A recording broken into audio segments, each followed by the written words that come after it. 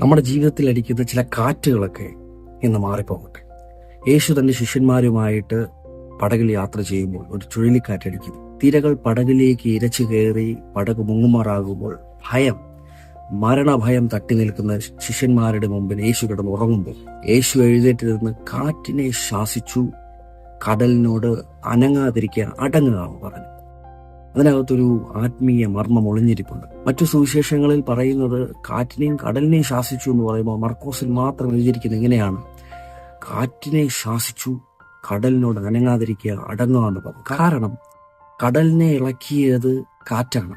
നാം പലപ്പോഴും നമ്മുടെ ജീവിതത്തിൽ ഇളകി മറിയുന്ന കടലിനെയാണ് കാണുന്നത്. സാഹചര്യങ്ങളിൽ ഇളകി മറിയുന്നതിനെ കാണുമ്പോൾ നാം ഭയപ്പെടുകയാണ്.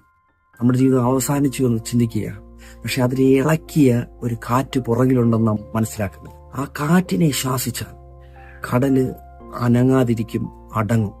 ചില സാഹചര്യങ്ങളെ ഇളകി മറിയുന്നത് നമ്മുടെ നഗ്നനേത്രങ്ങൾ കൊണ്ട് നോക്കിയാൽ നമുക്ക് മനസ്സിലാകുകയില്ല.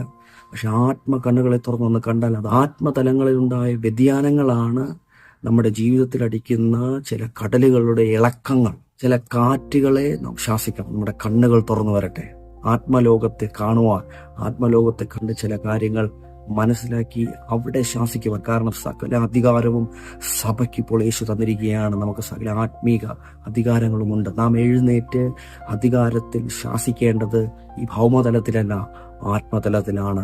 നമ്മുടെ കണ്ണുകൾ കൊണ്ട് കാണുന്ന സാഹചര്യങ്ങൾ മാറുന്നത് കാണാത്ത ലോകത്ത് നാം ആക്ഷൻ എടുക്കുമ്പോഴാണ്. നമുക്കതിനുള്ള അധികാരം കർത്താവ് തന്നിട്ടുണ്ട്. നാം കാറ്റിനെ ശാസിക്കണം. നമ്മുടെ ജീവിതത്തിൽ അടിക്കുന്ന കാറ്റിനെ നാം ശാസിക്കട്ടെ. കാരണം കാറ്റ് നമുക്ക് കാണുവാൻ കഴിയത്തില്ല.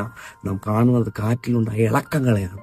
ഇളക്കങ്ങളെ നോക്കാതെ അതിന് പുറകിൽ നിന്ന് അടിക്കുന്ന കാറ്റുകളെ, പിശാചിന്റെ തന്ത്രങ്ങളെ, പുറകിൽ നിന്ന് പ്രവർത്തിക്കുന്ന പിശാചിനെ തന്നെ ശാസിക്കുവാൻ യേശുവിനെ പോലെയാകാം. ആ കാറ്റുകൾ ശാസിക്കപ്പെട്ടാൽ നമ്മുടെ ജീവിതത്തിലുണ്ടായ ഇളക്കങ്ങൾ, സാഹചര്യങ്ങൾക്കെല്ലാം വ്യത്യാസമുണ്ടാകും. ഈ ഒരു ശബ്ദത്തെ നിങ്ങൾ സ്വീകരിക്കുക. നിങ്ങളുടെ ജീവിതത്തിലേക്ക്, നിങ്ങളുടെ സാഹചര്യങ്ങളിലേക്ക് നോക്കി സാഹചര്യങ്ങൾ ഉണ്ടാക്കിയ ഒരു കാറ്റിനെ, പിശാചിന്റെ തന്ത്രങ്ങളെ, പിശാചിന്റെ ഇടപെടലിനെ, അവനൊരുക്കിയ മാസ്റ്റർ പ്ലാനിനെ തകർക്കുവാൻ ആത്മീക അധികാരത്തിൽ എഴുന്നേൽക്കുക. സഭയുടെ അധികാരത്തിൽ എഴുന്നേൽക്കുക. നിങ്ങളുടെ മേൽ ക്രൂശിൽ നിന്ന് ദൈവം പകർന്ന സകല ആത്മീയ അധികാരങ്ങളും ഉപയോഗിച്ച് എഴുന്നേറ്റ് നിൽക്കുക. നിങ്ങൾ അധികാരികളാണ്. നിങ്ങൾക്ക് ശാസിക്കാൻ അധികാരമുണ്ട്.